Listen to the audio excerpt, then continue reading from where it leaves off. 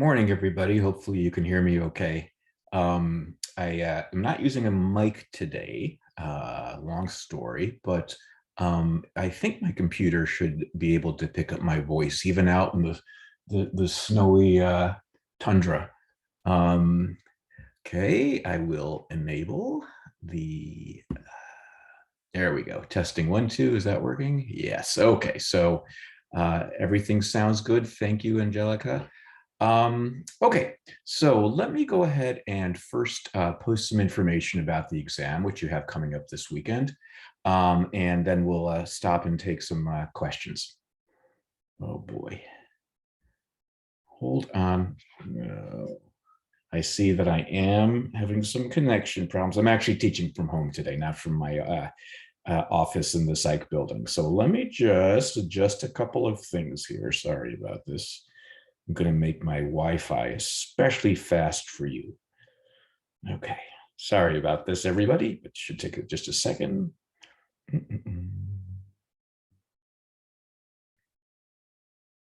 Okay, in the meantime, I can do this.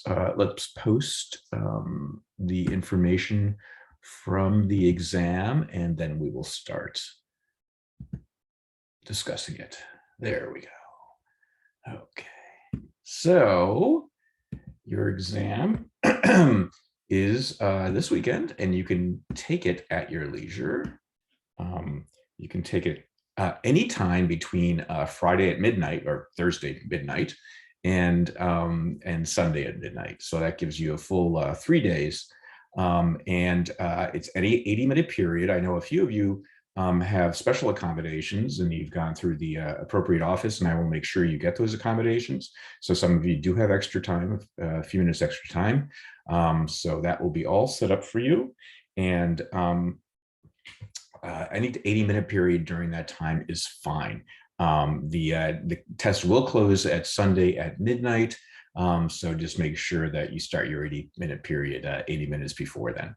Okay, it is completely open book. You can use all your notes. You can use videos if you want. You're not going to have enough time to scroll through videos, so please don't rely on them, but they are available to you.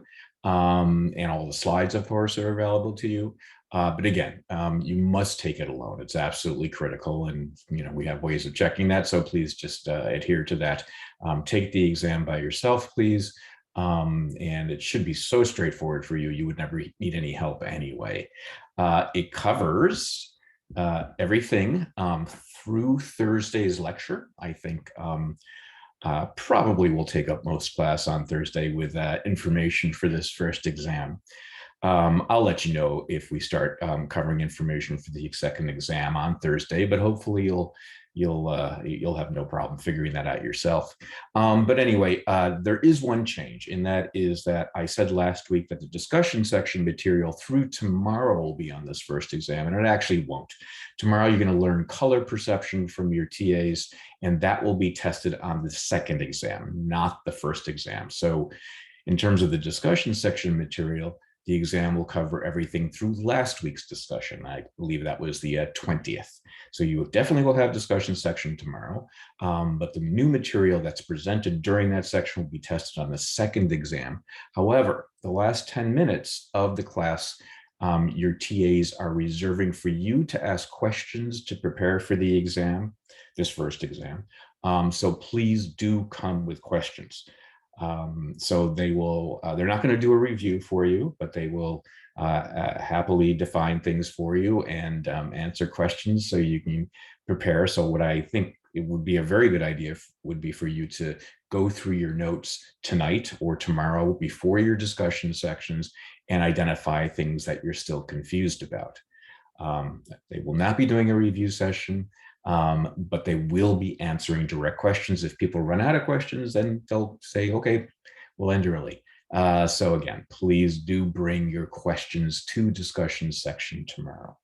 Now, in terms of studying and studying strategies, I've mentioned this a few times, but I'm getting questions about this still, and that's fine.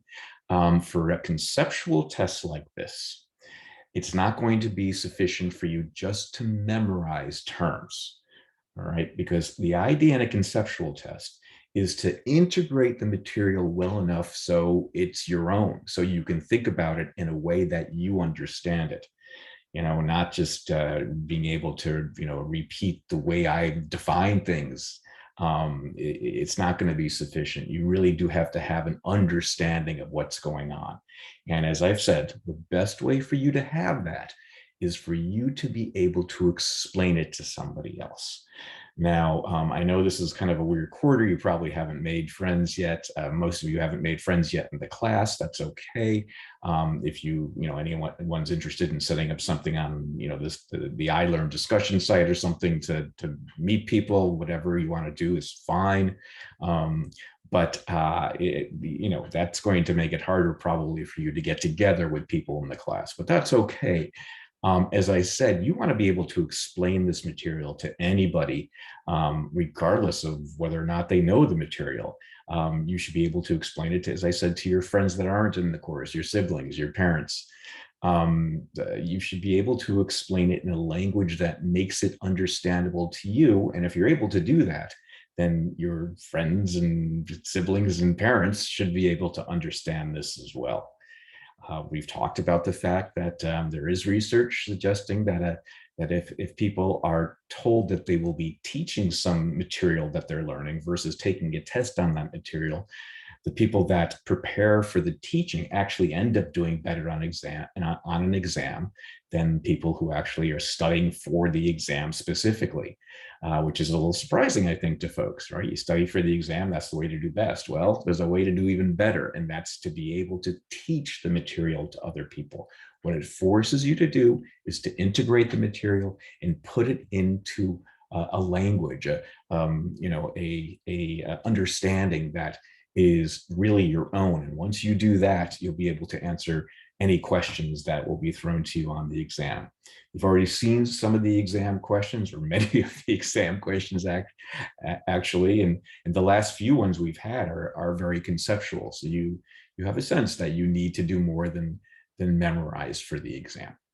Okay, so let me stop the slide here and see if we have some questions for the exam.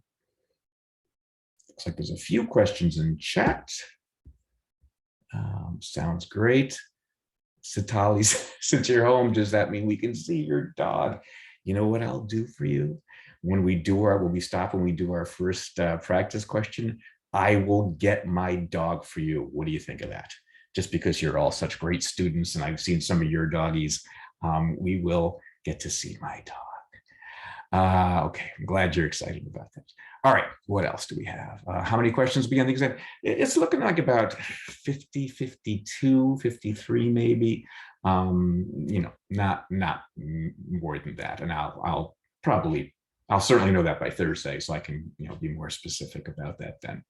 Are we able to start the test and stop? No. Good question, Sarah. No. This is the setup on iLearn. So once you start taking the exam, you must finish it within that 80-minute period. Now, if you need to run to the restroom, that's fine, but the 80 minutes will continue counting. You will be able to see the entire test right off the bat, so you'll be able to go back and forth on questions, and that probably will help you because you'll see questions later on in the exam that will maybe remind you things of how to answer questions earlier. But no, it's an 80-minute set period. If you stop, if you log out or something like that, it's going to record that score. So do not do that. Absolutely do not do that. Just be prepared to take the exam when you start it, and that 80-minute period will continue to count regardless of what you're doing. Okay. Everyone's excited about the doggy. Okay, he's sleeping now. I'm not sure he's so excited about it, but he's a dog. He'll deal with it. All right. Other questions about the exam. Other questions on how to study. Let me just make sure I've covered everything. I think we've got everything. Oh, what if there are technical difficulties and we get logged out? Okay, I realize this happens infrequently, but it does happen. If it does, contact me immediately. I'll try to be as receptive to the emails as possible. Clearly through the weekend, I'm not going to be on email the entire time, but it is something I will try to get you on as soon as possible. Also, I should say, you're under the honor system here. We have had people in the past during quarantine say they've been logged out and not be logged out.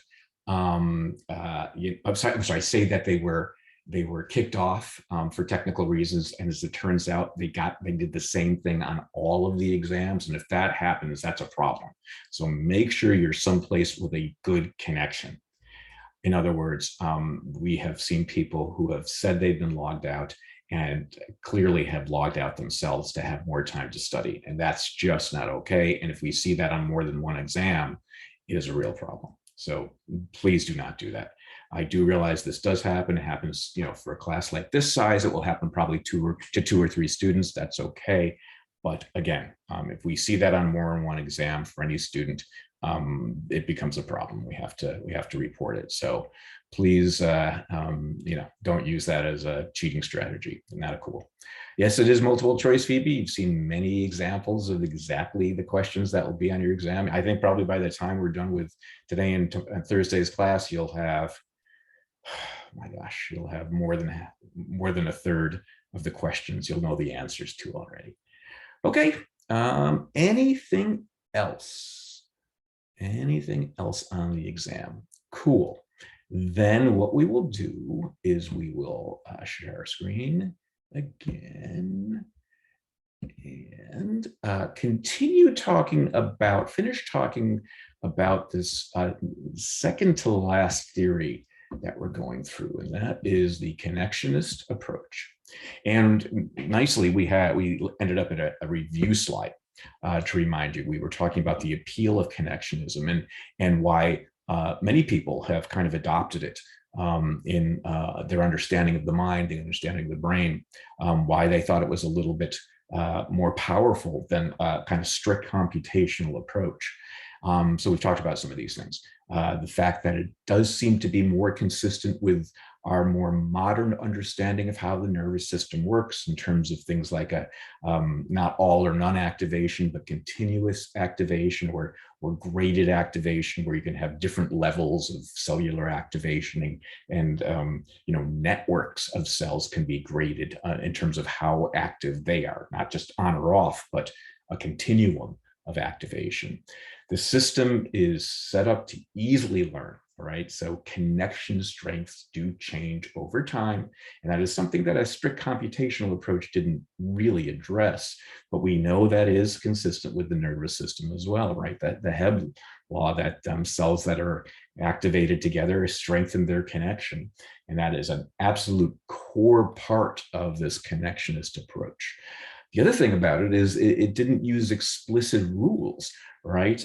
It's not like in order for the system to learn, it had to all of a sudden learn an entire new explicit rule. What seemed like rule-governed behavior, in terms of things like applying a past tense or being able to gracefully handle distortion or degradation in the stimulus.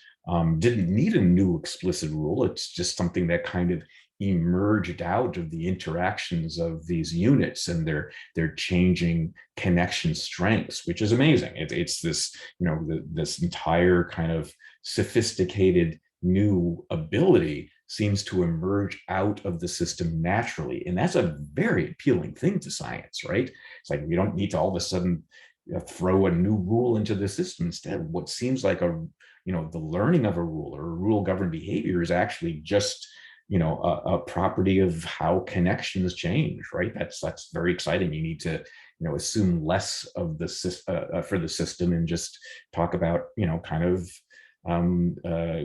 very natural properties that come out of the interactions. And that's a great thing. And we talked about that being, something we'd like to see consistently across different levels of science. And, this kind of has that appeal that the Gestaltists had for their science too, trying to make it more consistent with field theory and in chemistry and physics, and trying to apply that to the brain. Here's a more modern and much more sophisticated version of that. And I thought I'd take a second to talk a little bit about that with regard to a system that acts like it knows rules, but in fact is based on a very kind of fundamental set of principles in nature, and that is our friend the termite. And that's where we ended up last class, talking about African termite nests. And they do get this big. I never saw. Boy, I would have been excited to see one this big. I would have jumped up and put my arm into it, because I hear if you do that and dig a little hole into it, you see this really, fancy kind of set of caverns, little tiny caverns, and archways and domes. It's really very impressive.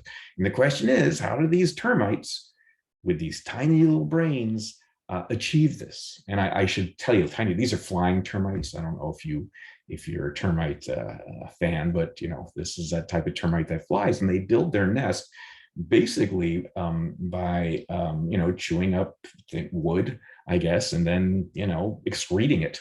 So these things are made essentially out of termite poop. And the question is, how are these flying termites constructing this sophisticated nest with all these caverns, all these domes and archways? Do they have something in their little termite brains that show them what the termite nest is supposed to look like? And they all kind of, have this kind of common blueprint in their brains, and they all work towards what the blueprint is telling them to do. That type of explanation would be an explanation where, the termite has something like a rule system in its little termite brain to build these sorts of things. But we now know that that's not how they do it. They do not have a little, blueprint or kind of a fancy rule system to build the termite nest in their brains. Instead, the termite nest comes out of an interaction of kind of simple principles that interact in such a way that something very, very elaborate, very sophisticated emerges. So this is a really nice example of an emergent property in another part of nature that has some implications for what we've been talking about. Here's what happens. Termites at first, they get to this at one point didn't have a termite nest on it, and termites would be flying around here, and they randomly excrete their little termite droppings randomly onto the ground. But with enough termites in the area, after a while, what happens is that these like sets of droppings start to kind of be closer together, essentially. And what that does is it starts attracting other termites to excrete in the same position. Okay, so this is another part of the process. So yes, they kind of at first randomly just do their droppings in random places in an area. But then what happens is they these random droppings kind of group together just out of kind of things kind of building up. And at that point, other termites kind of smell these concentrations of termite poop, and will start flying and drop their own droppings there. So basically, it's, maybe you've heard of this, it's pheromones. It's not important you know this, but termites are guided by smell when it comes to this, and want to drop their droppings where other termites have dropped theirs. That's all. Other animals do this too. They'll, my dog will want to relieve himself where other doggies have done that, kind of to leave a little message or something, right? You've heard of this. That's absolutely true with termites. They will drop where other termites have dropped. And at that point, something really interesting happens. What you start to see are, oh, okay, actually, before I put that figure up, just so you can, I'll mime it. I'll mime my termite droppings. Little pillars start to develop of termite poop, essentially. And they grow, and that's, they grow maybe this high or something like that. Can you see my fingers? Yeah, that high. Then there'll be little pillars next to each other. And so this is where things start getting really interesting. So say there's a termite poop pillar here and a termite poop pillar here. The termites that come into the area are going to want to drop on top of these pillars. However, when there's two that are closer to each other, okay, what happens is there's kind of this position right in between the two pillars that has the strongest smell, just because there's two pillars, and kind of the average between them is that the most I guess odorous position. So here I am, Rosenblum the termite. This is what I look like. I come in and I start flying towards the pillars, and at least from a distance, the strongest smell is in the middle between these two pillars. But then I get there and realize, oh, there's nothing here. And the strongest smell, once I'm kind of between them, is going to be either the pillar on the left or the pillar on the right. And so I'll just say, okay, I'm going to drop on the left one. Now, this is cool. What that does is it forces me to drop my termite poop towards the inside of one of the pillars, so that pillar starts taking the shape of a curve. At the same time, other termites will kind of be fooled by where that strongest scent is and come in and drop on this other one, perhaps, but towards the inside. So let's make sure. Okay, now here's my one of my pillars. It's a close-up, and I'm coming in, and it's not in the middle. It's to the side, and say, okay, I'm going to drop here. Okay, and I drop here. And so what happens is the two pillars start to curve towards each other, just because of kind of where the termites prefer to poop. Okay, so you can tell everybody you learned about termite poop today. And that's cool, because you can now kind of predict where that's going. Yeah, eventually, just from termites flying in and wanting to excrete at the strongest scent, it naturally builds these archways. And then once those archways are built, now the strongest smell is at the top of the archway. And so when other termites come in, they will drop at the top of the archway. And so the whole process starts over again. And that's what this is showing, right? These archways are being built. The strongest smell is in the top of these archways. Don't worry about all these fancy pants terms here. I just want you to get a general sense of what's going on. And so the whole process starts again, and new pillars arise out of this one, and those pillars will also start curving towards each other. And just from this process alone, you ultimately get something like this. You get a termite nest that has archways in it, that has domes because the archways kind of intersect, that have caverns because domes intersect, all from termites just dropping their stuff where things smell the strongest. That's it. So this fancy nest that looks so kind of well planned out and intricate in terms of what goes where is really just based on some very simple constraints, very simple rules, tiny little rules. They're not even really rules in a lot of ways. This is a rule. What the termite's doing is just going to where it smells the strongest and dropping there. And just by the nature of how kind of the smell disperses, they get something like this. So it is not based on a sophisticated blueprint. It is not built on a set of very, very sophisticated rules. It is just based on the simple thing, the simple, maybe one rule, just drop where it smells strongest. And from that, and the kind of the natural ways the scents kind of, kind of carry out from the strongest smelling point, right? This comes out. And this notion that it's an emergent property, it's not something that the sophisticated outcome of the nest is based on some very, very simple kind of constraints, some very, very simple processes going on, have been applied to a number of natural systems.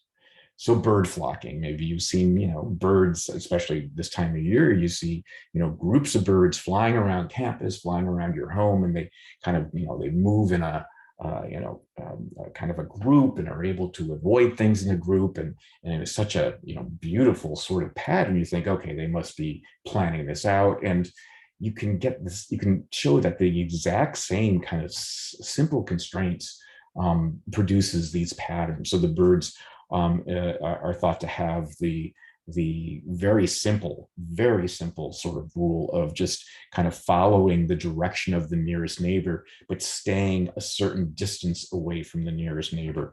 And if you then put a whole bunch of birds together with just those sort of constraints, they will show this kind of very sophisticated flocking behavior. Same thing with fish swimming together, animals running together, right?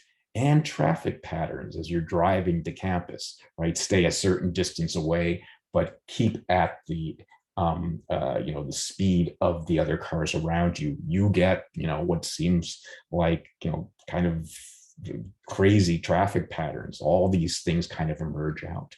And the idea here is that these are all emergent properties. And that's a very, very attractive thing in science, right? To find that there are sophisticated outcomes based on very simple beginnings. They emerge out these sophisticated outcomes. And it's a really nice thing to see in so many other domains of science, and these termite nests, the bird flocking, all this stuff. And it might be much of what goes on in the brain, where we think about these very sophisticated behaviors, language learning, social learning, all these sorts of things that we would presume would be based on the system knowing rules, having very, very detailed rules. And the connectionists are saying, no, let's wait and see if things that appear to be rule-like are actually emerging out of the interaction of very, very simple components. And that's one of the reasons people really like this idea of connectionism. Again, that what seems to be very sophisticated rule-like behavior that the kind of computationalists assumed had to be kind of very clearly laid out in the computational system. The connectionists are saying, let's rethink this and see if these sophisticated behaviors that look like they're based on rules are actually based on very simple interactions of very simple units. So that's how a connectionist idea of the brain, of the mind, is like a termite nest, right? Hopefully you're getting that. Okay, good.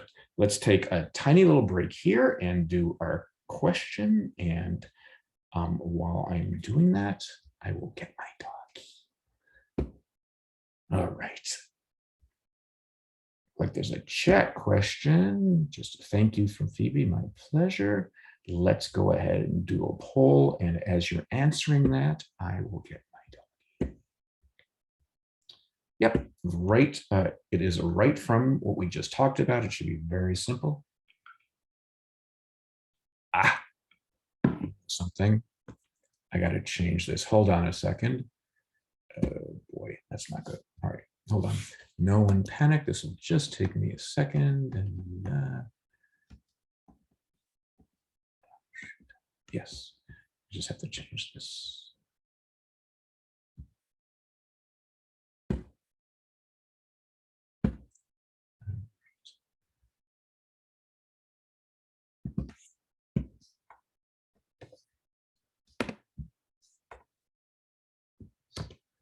All right, now we're ready for our question. Sorry about that.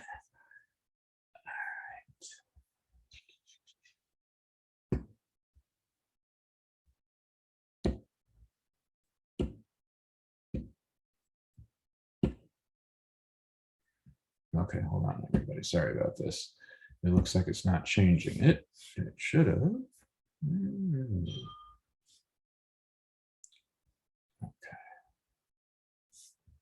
Let's try it one more time. Okay, it's not changing it. I have no idea why. I just changed the question so it read right, and now it won't change here, but I'm going to tell you how it's going to work. Okay, which of the following exemplifies emergent properties?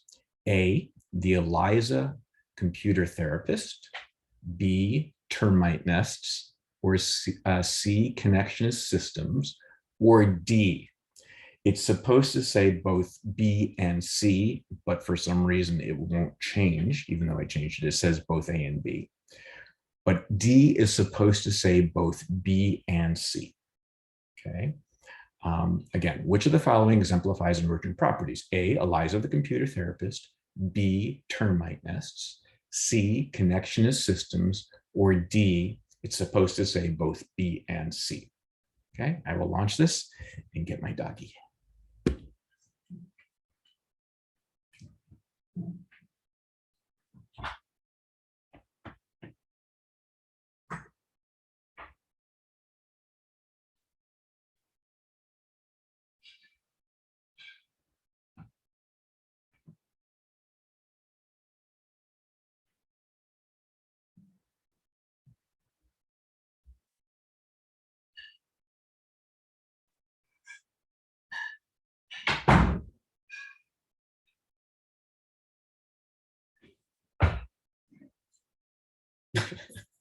Axie. Say hi. Okay, just a few more seconds. He doesn't want to be here. Okay, okay.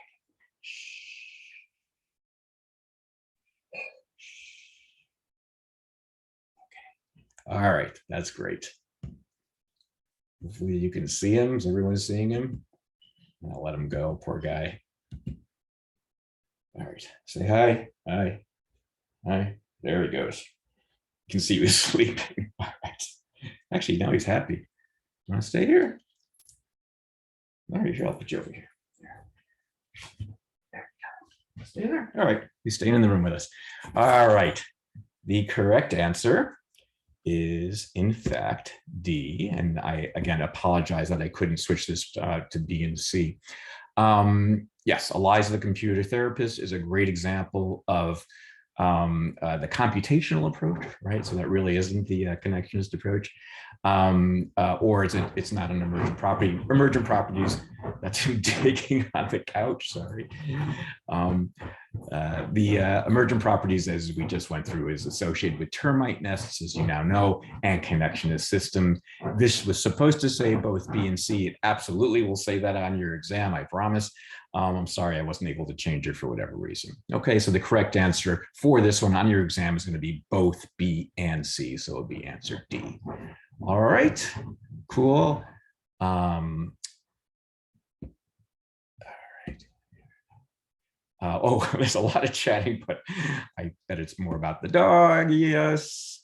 What kind of dog he is? Is he fluffy? Yes, he's very fluffy. He's a mutt.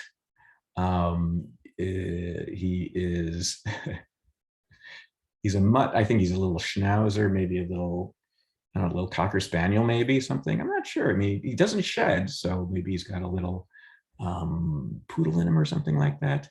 Yeah, it's too early for him. Yeah, he's an older guy. He's I think 9 now, so he likes to sleep in the morning. Cool. All right. I'm glad you got a kick out of that. I'm glad you reminded me, actually. I probably wouldn't have thought about showing Max.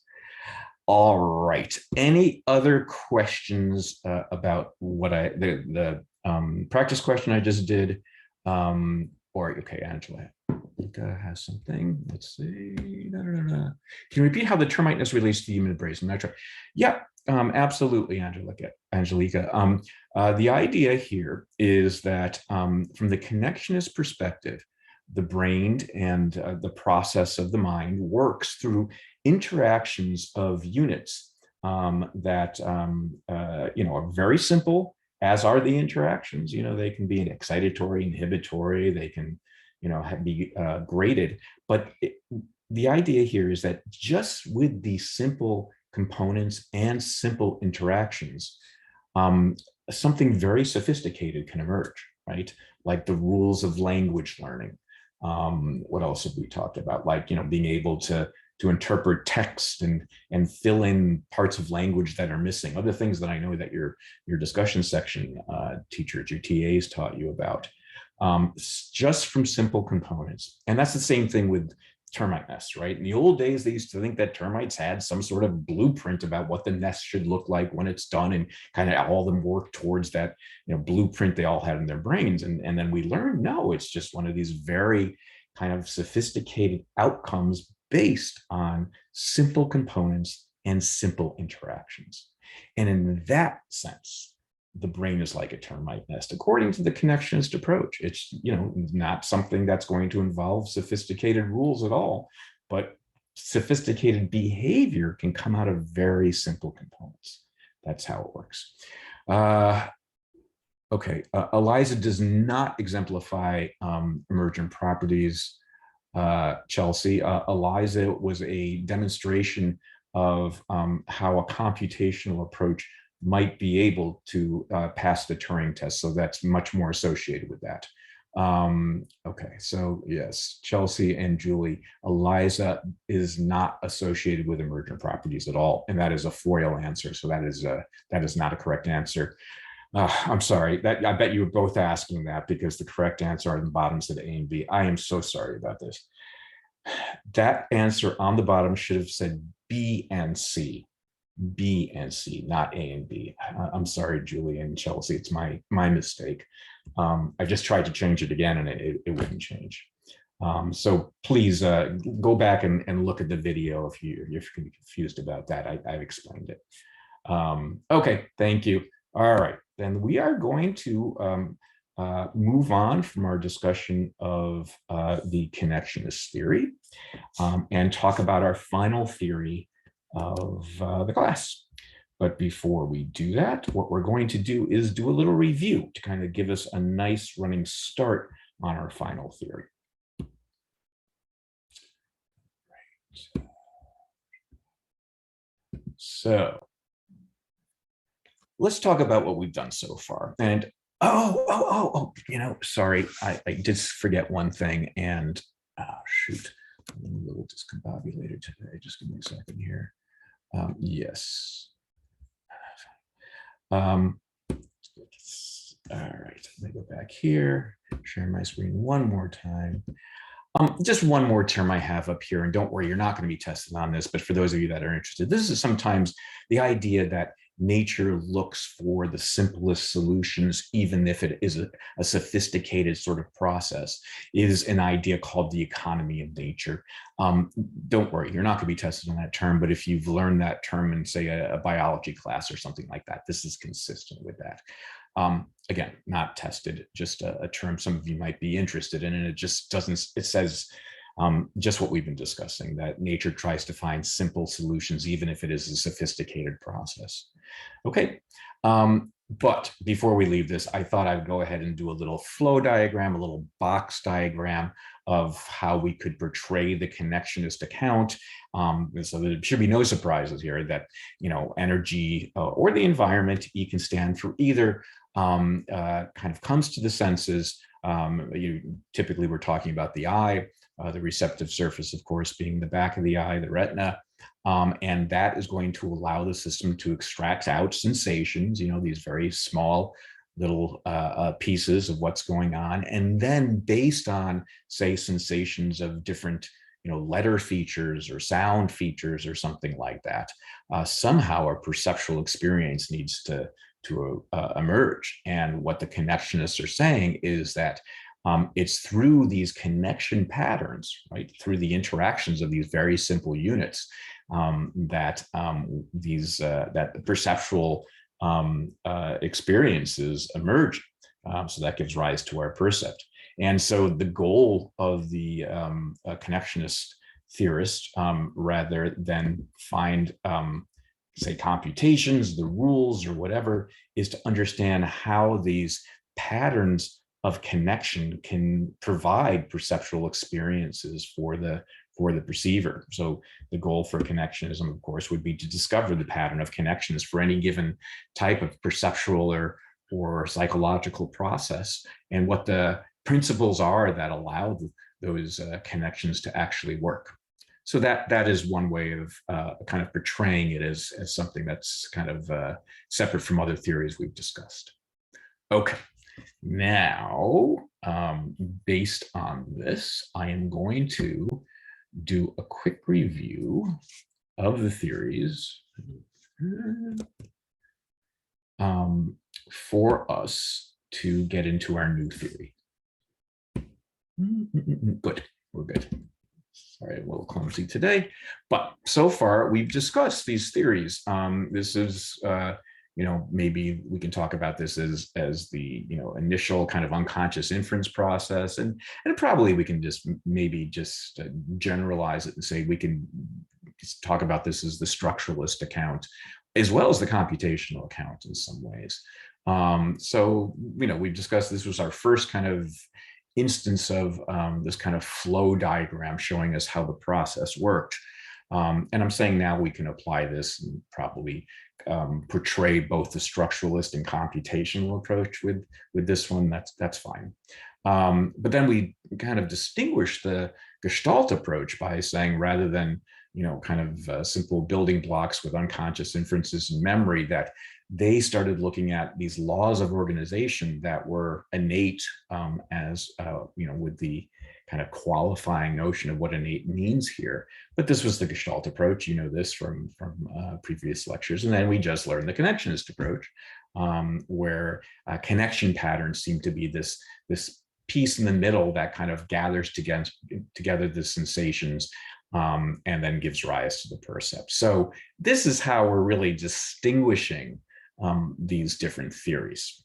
Okay, innate laws of organization, unconscious inference, computational processes, we could say too, and then connection patterns for the connectionist approach. And these are things that were necessary because of what we assume to be sensations being insufficient to give us a percept. We needed to enhance, we needed to embellish the sensations. So there's a term you see there, mental embellishment, and it means nothing other than all these theories are assuming something needs to be added, enhanced, embellished in order for perception to occur, because the sensations just aren't enough. Right? We've talked about reasons for that. Remember, Molyneux said, there just isn't enough information on the retina. The retina and the eye kind of are destructive in terms of how the light comes in, right? It shrinks the objects, of course, because of the lens. The image is on a two-dimensional curved surface. It's inverted. It's all this stuff. It really kind of is a mess. And so what's needed to get to a perceptual experience? Well, depends on your theoretical perspective, right? Unconscious inference or computations, innate laws of organization, connection patterns. But regardless, something is needed. Something is needed, right? Let's go into this a little bit now. Why is embellishment needed? And so let's be very thorough about this. Remember, it seems so obvious why embellishment is needed. I just said why embellishment is needed, right? We need to enhance a poor stimulus, right? All the theories so far assume that the light coming to the eye, as well as the image on the retina, is inadequate for perception, right? And that's a really important concept. So, it's nothing more than I've been saying, but all the theories have said this. It's kind of been the starting point. Sensation stinks. It's not enough. And so something needs to be added, something needs to be embellished through some sort of process, some sort of cognitive process, mental process, of course, with brain processes helping out those, right? And so a very simple way of portraying this is to do this, okay? Here's the proximal stimulus, right? As we've discussed it, there's that little inverted tree where the outside tree is the distal stimulus. Remember, proximal stimulus, distal stimulus. And here's another way of kind of portraying what it might look like on the retina. It's inverted, it's a mess, it's made up of points, it's two-dimensional. And that two-dimensional, we're going to really kind of follow up, I think, here. So at the proximal stimulus level, it's like a movie screen. It's like a curved movie screen. So aren't there some curved movie screens like at science museums? Sometimes the IMAX theaters have curved movie screens, and even though they're curved, it's still a two-dimensional image as the screens that were curved. And that's exactly what's going on in the back of the eye. So the proximal stimulus is a lot of things, and one thing it is it's two-dimensional, where our perceptual experiences of 3 dimensions, right? We can perceive how far something is away and then, of course, interact with it.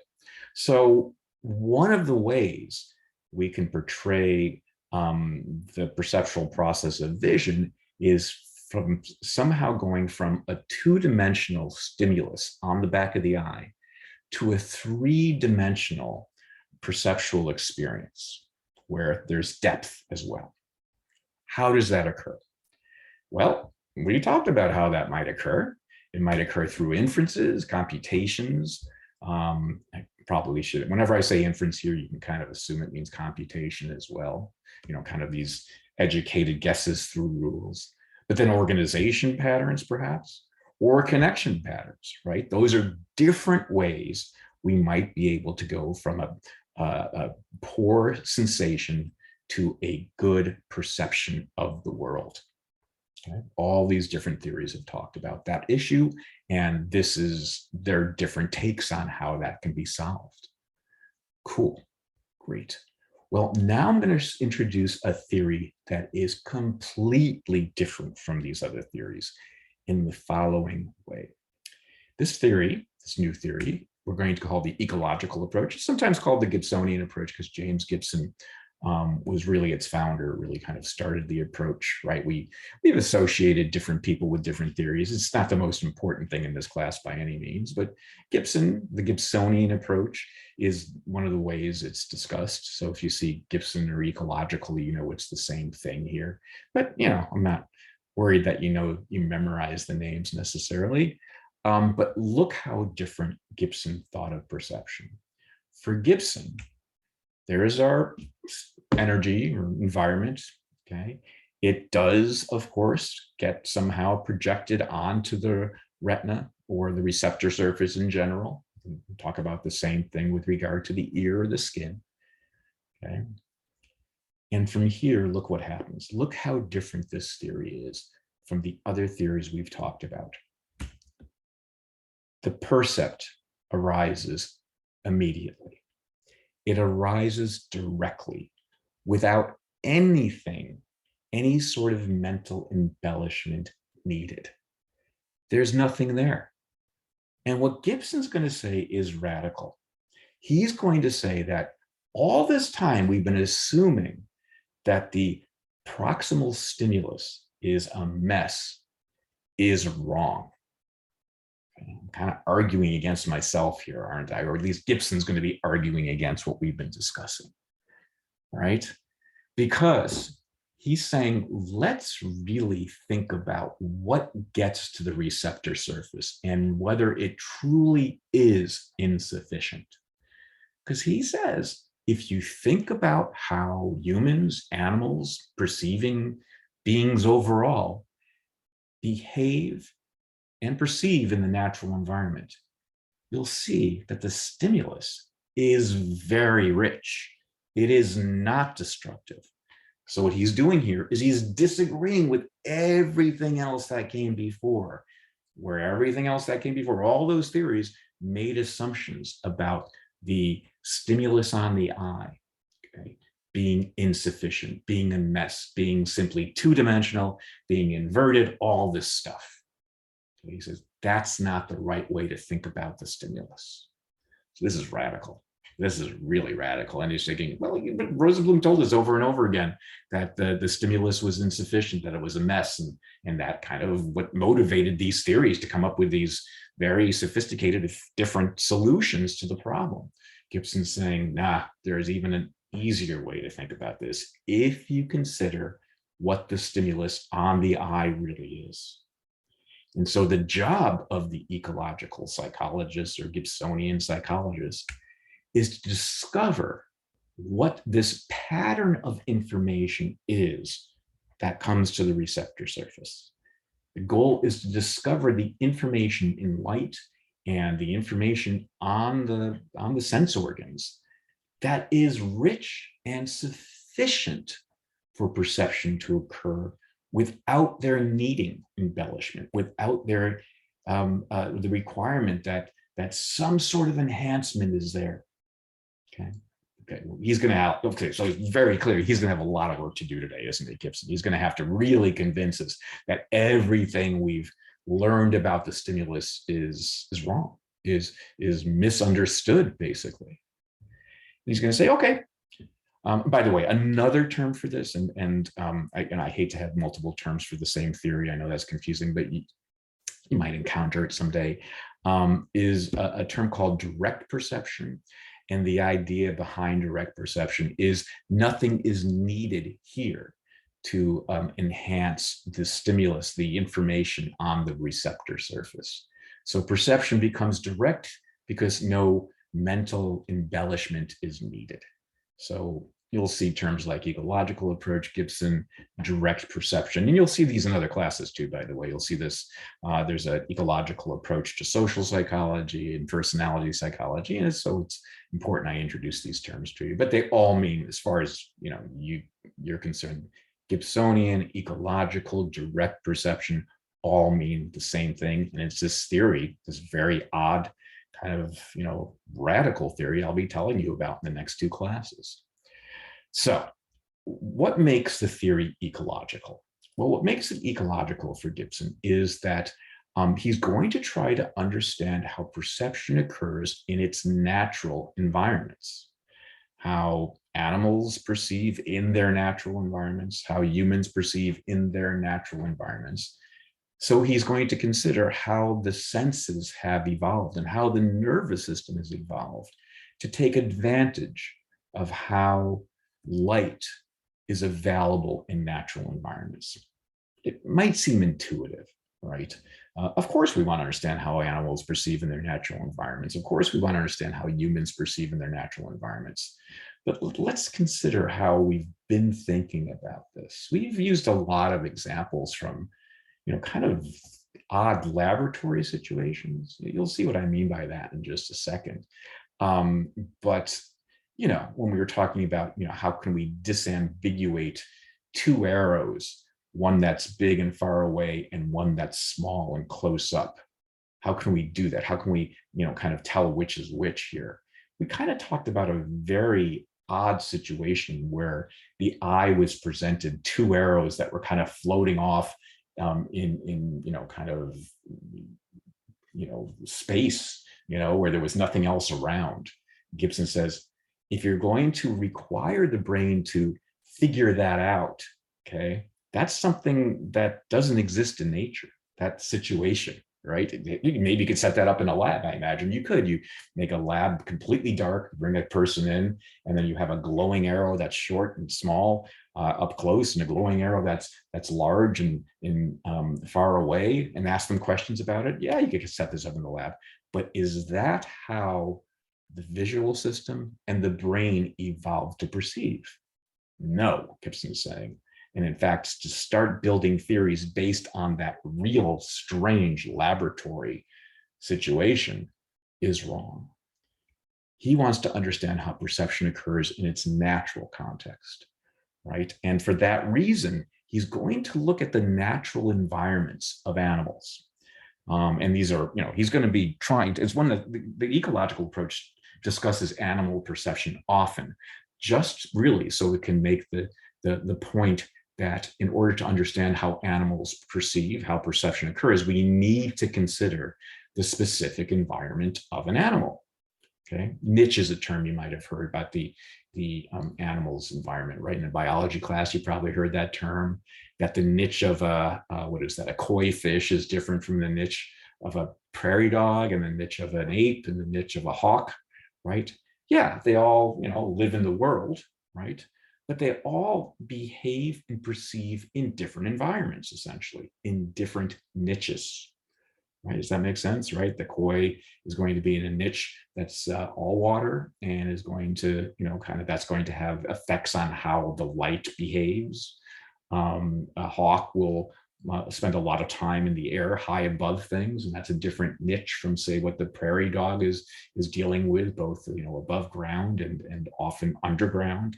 Each animal has a different niche, and considering those specific niches for each of the different animals will help us understand how information available to their eyes is actually very rich, right? So studying perception in natural environments is important, as is studying behavior that's natural. So Gibson was very concerned. I mean, you know, he was kind of building this theory in the 60s and 70s, and was this, by the way, is still a popular theory, but that's kind of when it originated. You know, he was very concerned that theories were being built from laboratory scenarios where, you know, first of all, the stimuli were very, very reduced, and secondly, you know, behaviors that, you know, subjects were asked to perform in these laboratory situations were not natural. You know, say trying to estimate the distance of two arrows in terms of inches or feet or meters or centimeters or something like that. You know, how far away is this first arrow? You know, talking about the small one close up and the big one back there. And people say, I don't know, maybe 3 inches. And people are really bad at that. You know, I mean, some people might have little training in doing that sort of thing if they do a lot of measuring in their work or something like that. But most of us are really bad. And Gibson's saying that's, you know, that's not the way to kind of tap into behavior to see what animals can do. You want to kind of make the situation as natural as possible for them when it comes to laboratory experiments, rather than asking whether they, you know, can judge how many inches something is away. Let's ask them instead whether something, you know, can be reached. Is this object that's in front of you within a reachable distance? If you're just sitting there and have to, you know, kind of pull out your arm like this, is this a reachable distance, or is it past your reachable distance without, you know, leaving the back of your chair? And so he wants to understand how perception serves those natural sorts of intuitive kind of common behaviors for animals. And so this is the way that this approach is ecological, by considering animals and how they perceive in their natural environments, considering animals and how they behave naturally and in their natural environments. We can learn something about what type of information is needed, what type of visual information coming to the eye is needed for perception. And so that's where the emphasis is. The emphasis is on the information coming to the senses. There's ecological approaches of hearing, ecological approaches of touch and smell and taste and all those. Of course, we'll be talking about vision mostly. And so Gibson was interested in what is the information on the retina, you know, in natural settings with natural behaviors, and can that information be shown to be rich enough that some type of embellishment, some type of enhancement is not really required? Okay, this is really new. This is a new idea. And so let's start on a concrete example of this, and then we'll, no, instead, we're going to do a question right now. I see we're kind of pushing the clock here. So let's do a question. And this will be a very simple question because it will tap right into what we just discussed. Okay. So what makes the ecological approach ecological? Which of the following makes the ecological approach ecological? A, its similarity to how neurons work. B, perception is understood in its natural context. C, laws of organization. Or D, all of the above. Right? So we haven't talked about neurons in regard to the ecological approach, and I'll let you know we're not going to. So think about that as you go through your answer, and see if all of these things are associated with the ecological approach as I've discussed it thus far, or maybe one of these things is most associated with the ecological approach.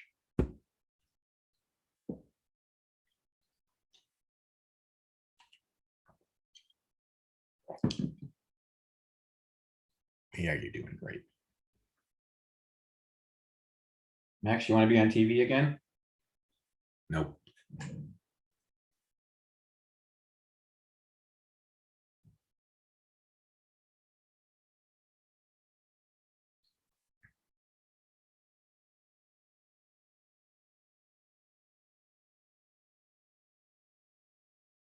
All right, another 10, 15 seconds or so. Most of you are getting this.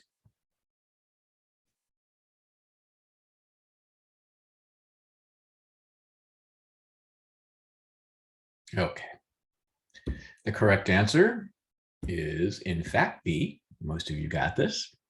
And I realize I'm just starting the ecological approach, so this could be a little confusing, but as you'll see, it's not like the connectionist approach, at least not as we'll be talking about it, where they are really concerned with how neurons work and whether their theory is going to get to that level. It's not. A similarity to how neurons work is associated with the connectionist approach. Laws of organization, of course, are associated with the Gestalt approach. So from this perspective, the ecological approach is not going to be discussing any laws of organization. In fact, organization for this approach is not needed.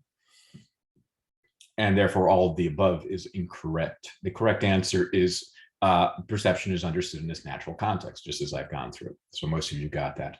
Now, I just want to make a really quick comment that I know folks often have a tendency to see a question with the answer all of the above as the correct answer. There will certainly be questions that have all of the above as the correct answer, but here is one where it's not. So do read the questions very carefully during the exam. Just because it says all of the above or none of the above doesn't mean that's the answer. Okay, just a little kind of hint for doing well on the exam. Great. All right. Any questions at this point? Cool. I don't see any chat, so let's continue. All right. So let's continue with this understanding of the ecological approach from what the information might be. And so the idea here is that we're going to, again, try to understand the perceiver, whether it's a person or an animal, in its natural context, and to see if, in fact, the information that's available to the eye is sufficient for perception. One way we can say that we're going to be doing this is through ecologizing. I just made up that word. I don't know if it's on your exam. It doesn't mean anything really. It just means we're going to make these our understanding of perceptual processes, perceptual situations more ecological. That's all. Ecologizing. I don't think it's a real word, but you get the idea. So let's go now and talk about that scenario I discussed earlier a few minutes ago with regard to looking at two arrows in the laboratory, right? So you're looking at a big arrow A and a small arrow C, and because they do, in fact, project the same retinal image back here, A and C, now it's inverted, we have ambiguity, and therefore the system, the brain needs to kind of come in and try to enhance things so it becomes easier to see. So yes, when we are in a situation where we're perceiving things floating in empty space, the image on the eye is ambiguous. Proximal image on the eye, right? That the stimulus on the eye is ambiguous, right? When you see two arrows floating in space with nothing around it, yeah, you would need something to enhance that situation. But we do not perceive this way. Yeah, in the laboratory, we can be forced to, but my gosh, the visual system, the brain did not evolve to deal with this. That's not how perception normally occurs. We perceive things relative to a ground plane, and we behave relative to a ground plane. So rather than very quickly using this as kind of the starting point, Gibson wants to use something like this as the starting point, just a scenario where things are always seen relative to other things, and almost always relative to some type of ground surface or some sort of surface towards the ground. And that is a much more rich stimulus situation. It's a much richer stimulus situation. And when we see things relative to a ground plane, right? When we see things relative to a floor in a room, whether it's carpeting or linoleum or wood paneling or something like that, there is a texture to the ground plane. And even if you're just looking at a table, there's a texture to the table against which other things are seen on the table, right? So a ground plane is absolutely critical. And Gibson's saying that the brain, the visual system, perceived to see things relative to the ground. Okay, very few scenarios where that doesn't occur, right? Even for a hawk flying around looking for prey, it is seeing things relative to the ground. Even a fish, swimming like a koi, seeing things relative to the ground.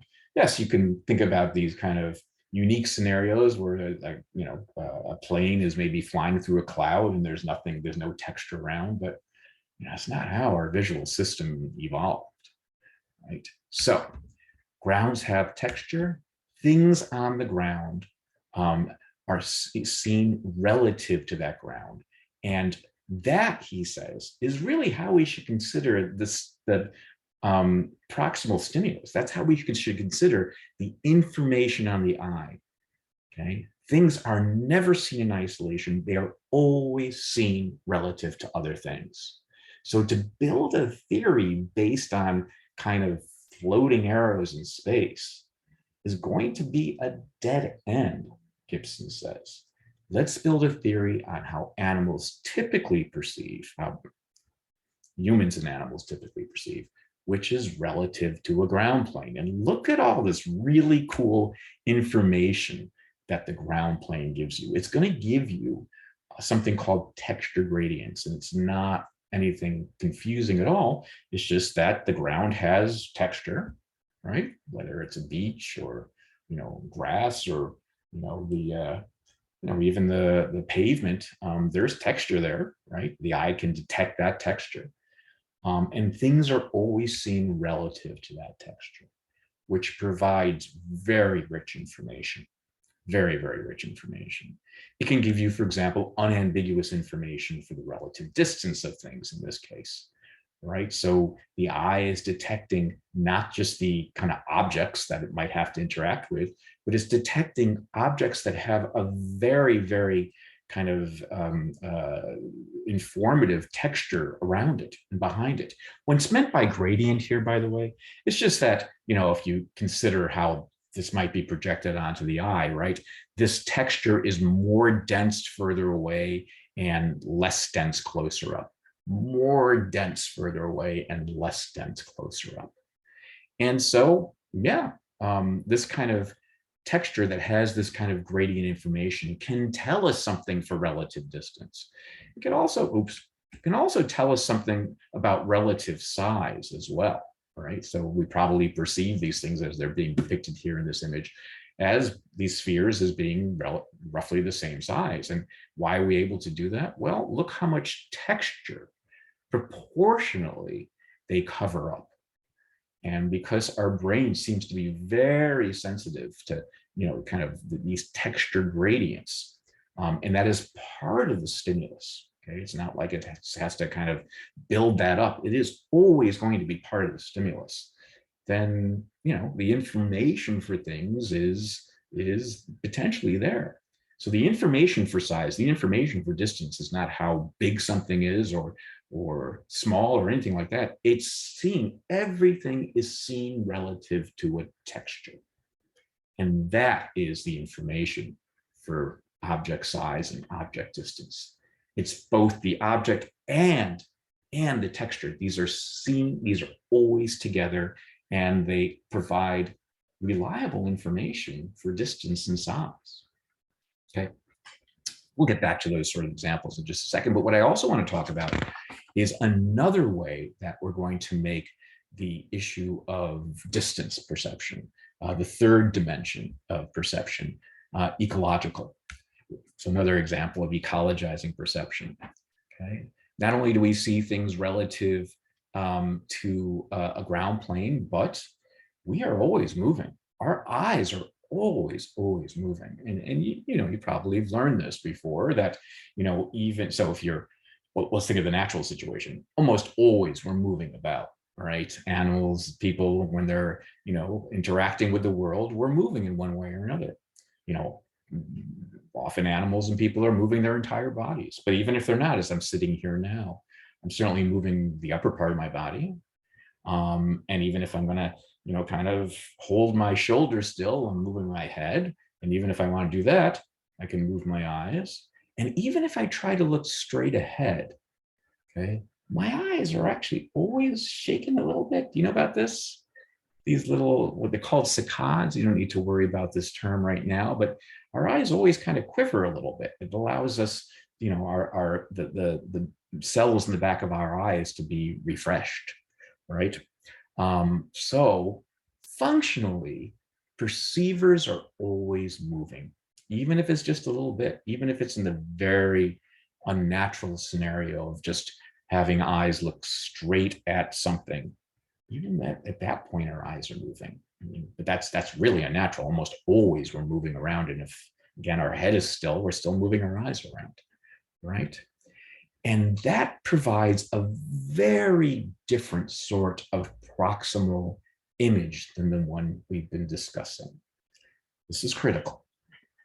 We've kind of been portraying the proximal stimulus as a photograph, right? Like taking a snapshot of the world, right? Everything we've done so far is kind of say, okay, this is what the perceptual system is starting with. It's starting with something like a really crappy snapshot of the world and building things up from there. And Gibson's saying the eye never gets a snapshot. The eye is never, extracting snapshots. It's getting flow. It's getting flow across the eye. The proximal image is always flowing across the eye. And that flow, okay, the fact that our eyes are moving is going to ensure that the proximal image is always flowing in some way across the eye. That flow provides critical information for perception. And I'm going to give you some examples of this now. It's much more thorough than this, the way he explains it, but I'm going to make it intuitive for you now. Let's talk about moving forward. You can put up two fingers, one here that's close to you and one here that's back. And we're completely ignoring what's almost always there, which is the ground plane. But what I'd like you to do is, by putting your fingers up here, well, first you can dance if you want, but if you move your head forward slowly and look at how the fingers kind of go past your field of view, you'll see that the image of the finger that's closer to you moves or flows across your eye more quickly than the image behind. Maybe you've noticed this before, not in this example, but when you've been driving down the freeway, it seems that things that are closer to you on the side of the road, maybe the guardrail or, debris that's on the, on the shoulder, moves by you more quickly than, the things that are in the distance, maybe the hills or the trees or the moon or something like that, right? And so there's information as we move. Yeah, so there's a great example of what this looks like. There's information as we move about the relative distance of things based on how quickly images flow across our eyes. Okay, right. So an object's distance will, to a large degree, determine how things flow across our eyes as we move forward, say in a situation where like we're in a train, that this guy is, or looking out a car window or something like that, right? Things that are closer to us move past our field of view and therefore our retinas faster than things that are further away, right? That's what this was showing here too. Right. This is a phenomenon called motion parallax, that we can see something in the relative distance of objects based on how they flow across our retinas as the motion goes through our retinas. Parallax just allows us to see, as an instance where we're able to see in a third dimension. Motion parallax is that we can see in the third dimension, partly because of the way, images flow across our eyes, right? And that, in fact, is an unambiguous type of information for relative distance, right? So, as long as things are pretty much more or less stable, right? then as we're moving forward, how quickly an image from something moves across our eye will tell us something about the relative distance of those two things. So that's another way Gibson's saying we're putting the animal in its natural context, we're allowing it to move. And even if it's not moving in a train or a car, it's moving its head. If it's not moving its head, it's moving its eyes. If it's not moving its eyes intentionally, then the eyes are shaking. There's always a flow of the stimulus across the eye, and that flow can tell us something about the relative distance. Okay, this other example. I don't think I have it. Do I have this here? Yeah, no, that's fine. Cool. Okay, now you're saying, okay, well, that works nicely when things aren't moving, when objects aren't moving in the world. But what if we allow objects to move in the world? And the answer is, yep, objects in the world do move. Lots of them do. Certainly some of the most important things that we interact with do, right? So my doggy Max, other people, things that are alive all move, right? And lots of things that aren't alive move as well, right? And so how are we able to perceive these things that move? And so not only do we move, but objects move. And there is a lot known about how the movement of an object, particularly the movement of people, can tell us something about their solidity, the fact that they are in fact three-dimensional. Let me give you some examples of this. So there's an example of where we can perceive object properties, third dimension of an object, based only on motion. So you can hopefully perceive a cube there. I don't know what the animation looks like for you, but on my screen, I can see cubes kind of doing synchronized dances, right? And look what's there. I mean, there's very little information for a cube. What's providing the information for the cubes is is just the way some points on the cube are moving. And that not only works for cubes, it's called structure for motion, by the way, that you're perceiving the three-dimensional structure of something based on seeing how it moves. Oh, shoot. Okay. I will have to, the next question actually depends on me going through this. So I realize we're coming to the end of class time. Let me go through this now. First, at the very beginning of the next class, I'll provide another question.